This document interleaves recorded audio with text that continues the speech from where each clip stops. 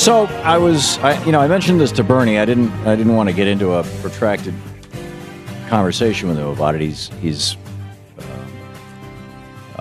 far more. I mean, Bernie's opposed to the war in Syria, but or to expanding the war in Syria or getting involved in it. But and his big point, I think it's really an important one, is that, as Merle Haggard said, let's rebuild America first. But there's that said, there's this thing I've reading, Keener. There's a lot under the president's to the law, which is not either being attacked, has been attacked, or imminently under attack. It's against the law for them to attack another country. In other words, you can't attack a country unless it's in self-defense. But when you read the language, it says that not only is it a crime to attack another country, it's a crime to threaten to attack another country. Which means that should the United States House and Senate vote an authorization to the president to use force in Syria,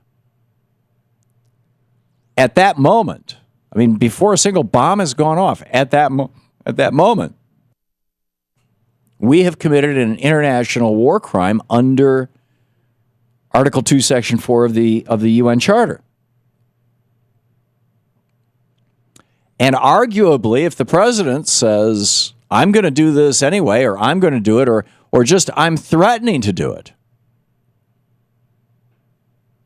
which I don't frankly think he's stepped over that line yet. But we're dancing all over the place, all over the edges of it. I mean, here is the language.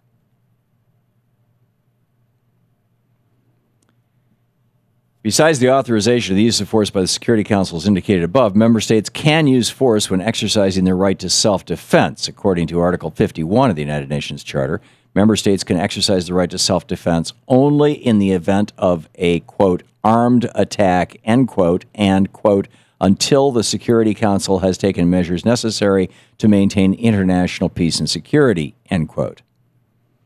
Otherwise, Article 2, Section 4 of the Charter states that all members of the United Nations shall refrain in their international relations from the threat or use of force against the territorial integrity or political independence of any state.